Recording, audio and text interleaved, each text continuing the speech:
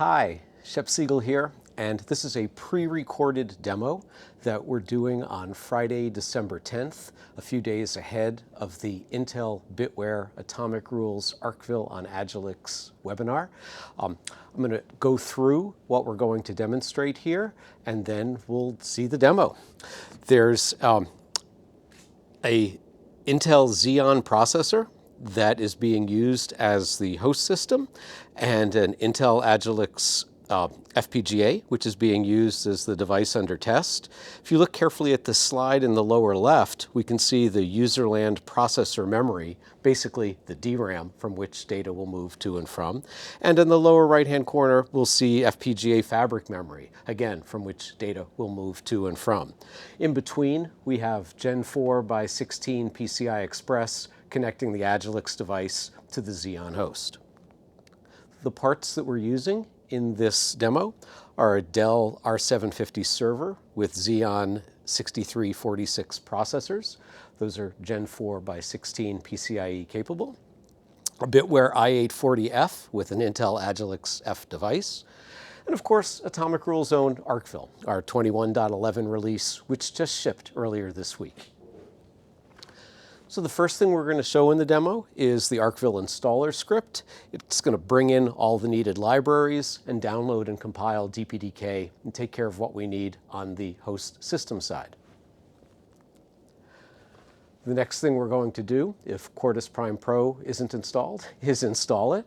And then we're going to compile a bit stream for the Agilex device from RTL by using the make target make Agilex. Once the bit stream is ready, we'll load it into the FPGA and just do a sudo reboot. There's no need to make the bit stream persist in the Agilex device's flash memory.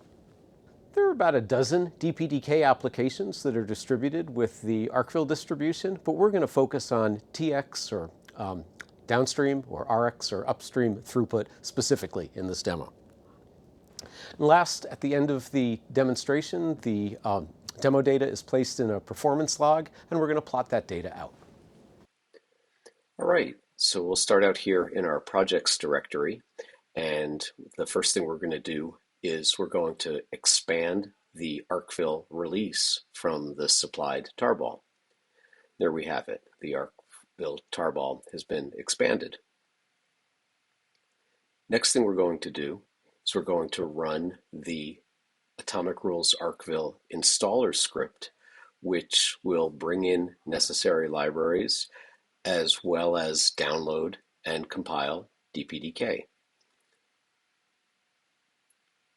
So we see the libraries tearing on down.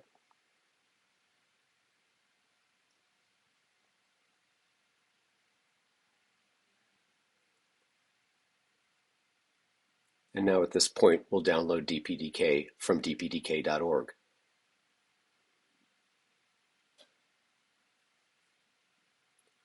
With DPDK downloaded, we can kick off the Meson Ninja compile system. This part of the demo is actually showing it real time. Ninja is really fast.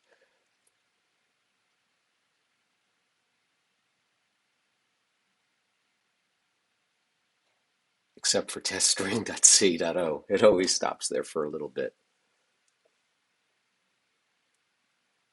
And DPDK will be done in a minute.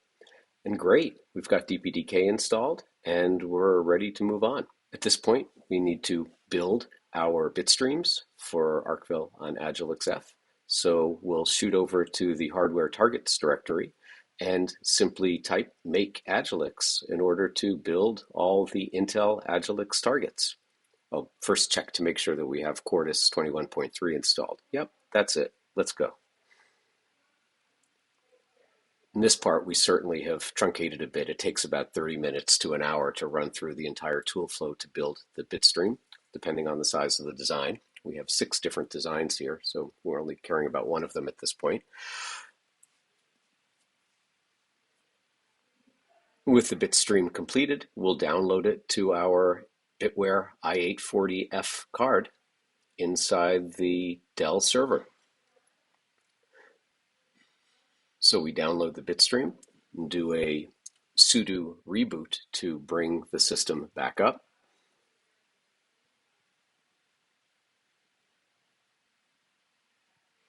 And we see now, after the system has rebooted from LSPCI, the Arkville device is visible in the server. It happens to be in slot CA, Charlie Alpha. We can go and use some extended LSPCI verbosity in order to look at some of the capabilities that the device is trained for. And here, what we're looking for, if we can manage the scroll bar without the screen going back and forth, is not just the original LSPCI that we saw at the beginning, but also seeing that the device is indeed Gen 4 by 16 capable. It's the link capability line highlighted here, and that we've actually achieved Gen 4 by 16 link status, meaning we trained to that. So that's a good sign that we're off to a good start. So with this in place, we can move on now to any one of the dozen or so DPDK applications that are distributed. We're going to use the Arkville duplex performance test, which independently runs a suite of tests that measure the ingress and egress performance and as also the full duplex performance of the system. There are many dimensions to this test, and in various iterations it could run seconds, minutes, hours, or days. So we're going to take the data from a set of these tests and grab that into a file called performance.log. And we're going to take the data from this performance file and bring it up into a Google Sheets document where we can plot it and look at it in detail. There's the plot data log. And here are the results. So the yellow line at the top, the skyline, if you will, represents the theoretical limit of this configuration of hardware and software, while the blue and red lines, respectively, show the device to host and host to device throughput, respectively. You can see the y-axis has the useful throughput in gigabits per second. So over on the left side of the graph, where we're zooming in, or zooming away from right now, the performance is not quite so good because of the smaller packet size and largely owing to PCIe's 512-byte MPS. But as we pan over here to the right and look at packet sizes of 512 bytes or a kilobyte and above, we can see that the throughput rose to well over 200 gigabits per second for the upstream direction and approaching 180 gigabits per second here for the downstream direction. So quite laudable performance in terms of upstream and a little bit of room for improvement that we can see in the asymptotic performance over on the right-hand side. But overall, we hope it's clear from looking at this graph that out of the gate, Arkville on Agilex-F does an admirable job of approaching the theoretical performance. Thank you for taking your time to watch this demo. We're going to cut back now to real time where Marcus will lead the question and answers that I'm sure some of you will have. And once again, thank you and happy holidays.